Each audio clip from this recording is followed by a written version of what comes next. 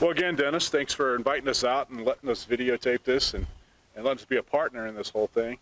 I guess a little background as to how this project came about. I know that originally you looked at some videos that came from the University of Kentucky on some hay feeding systems that they had, and then you approached me about, what could we do here? And so I know that in the past years you've had some issues with mud and that type of thing with hay rings. So what made you decide you wanted to build this facility? With our seed stock operation, we're limited in land resources. We're not fortunate to have the graze 300 days a year philosophy. We have to feed our cattle because we are limited to 70 acres of wintertime. Part of that is we AI breed, we also use embryo transfer, so our cattle are confined to this small area of our farm. We run 500 acres, but our wintering ground is narrowed down to 70 acres. This property takes a lot of abuse in the wintertime.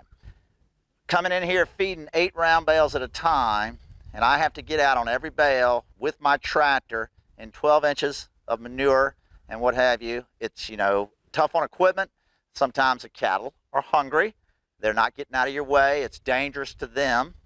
But the main thing was the conservation. We're on the banks of Great Run here, which flows into the Rappahannock within a mile.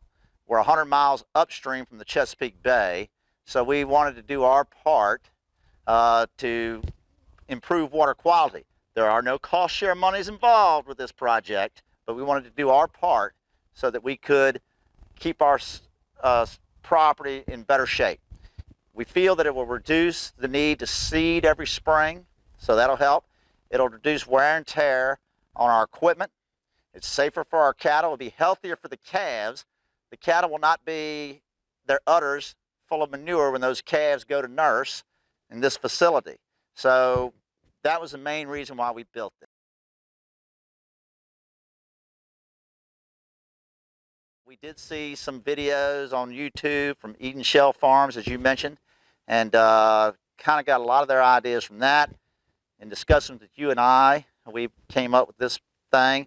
I had a tremendous guy that came in and did the forming here.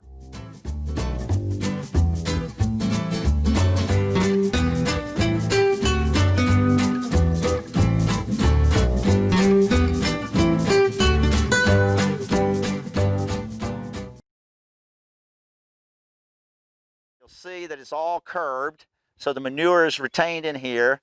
The center aisle is raised 7 inches, so the cattle come in through these gates here and funnel on both sides. We feed the hay from the far end, so the tractors never come in contact with the cattle. The hay is fed from the outside. We can push 10 round bales down this center aisle. This center aisle is sloped 6 inches. So the moisture will run from up there and come down here. As you can see on the curve, I don't know if the camera will show this, the curve slopes 6 inches to this point here and then levels out, and then the water flows down here and drains into the woods, not into the pasture.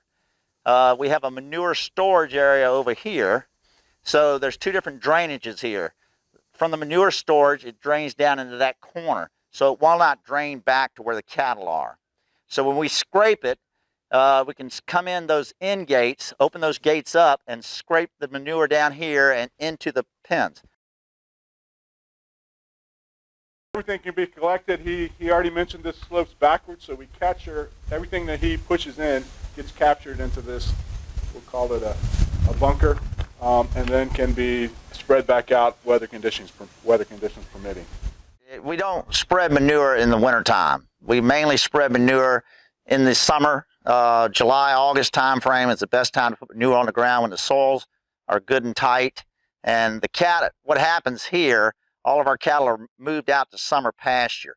So come about April 1st, April 10th, we try to give this whole place a rest, and they all go out on lease properties.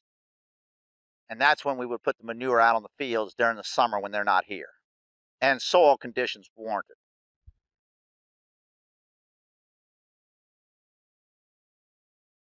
We can close these gates right here to keep the cattle out while we're working that and doing that. And we can also limit access to the feed.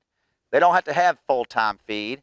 A lot of times we will give them 24-hour access to it, but if we wanted to limit the feed intake, we can do that. Another thing that we did in our design, we can push I have a skid loader that can come through here. If any moldy hay gets in that center aisle and they don't eat it, I can push it out into here and then push it over to the manure storage so that it will, the moldy hay will be cleaned out. One other thing we thought about when Tim and I were going through our design here, that the gates that keep the cattle out of the manure storage area can be closed. That one gate will come around and make this a confined pen. So if we have an animal that comes in with foot rot or any issue that needs to be treated, we can catch them in this pen here, put them on our trailer, and take them over to a working facility. So that, and once you have them in here, you close all your gates and you just run it right on around and into there, close that gate, and you've had that animal confined. So it also works as a working pen and a loadout. We have not used it yet. It'll be used here once the frost hits and our pasture runs out, which might 2 or 3 weeks away, 4 weeks away maybe. So we're looking forward to it. One other thing we had to do is make sure that our access, this will get the most wear and tear right here. There's a fabric cloth down below. There's 6 inches of number 3 stone and then 3 inches of 21A. So we know that there'll be some modifications once we use it. Over the winter, we'll probably have to take the gravel further out into the pasture to make sure that it doesn't, come a bunch of cattle tracks and paths or whatever. So there'll be some tweaking that we'll do to this facility after we've used it for 1 year. But we're really looking forward to getting away from the mud, manure, muck. I don't know if our camera shows the cattle down there on the gravel road. In past years, 2 years ago, we had a really wet winter. Everybody remembers the winter of 2018 when it was so wet. We had mud from this point right here all the way to that gravel road. And it was just not healthy for our cattle. So when we found out this spring that we were going to be isolated a while due to the COVID-19, we came up with a project, and this was it. So that was the reason for why. I might have rambled a little longer than you expected. No, we went through a tour. I think it's worth noting, you've touched on this, but this entrance and exit point is always the issue with any of these feeding systems. And so, we're concentrating the animals coming in. We provided a great place to feed, but it's always dealing with this. And I think over time, if you come back, you'll probably see this expand out a little bit, especially as we get a little bit better idea how the cattle are going to access it.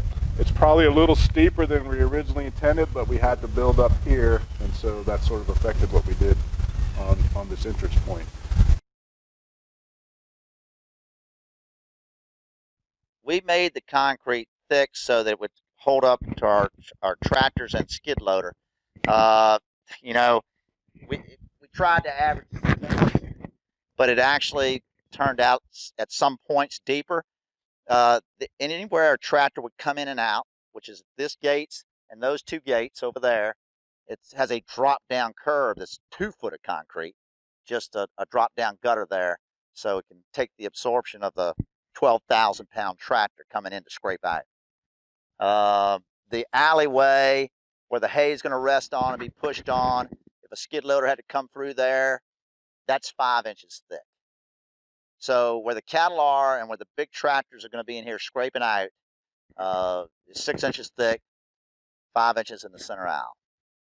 Normally a concrete pad in your garage or basement is 4 inches thick. Due to the weight, we had to up that a little bit. Well, I kind of designed it for 50 cow-calf pairs. When we get into January, February, our calves are getting on up there around 200 to 300 pounds, and with full access. Now those calves, if you had limited access and only gave them 2 hours a day, then the calves would not get in there because the cows would keep them out. But with 24-hour access, those calves will get all they want. But we basically thought this would be for a 50 cow-calf units.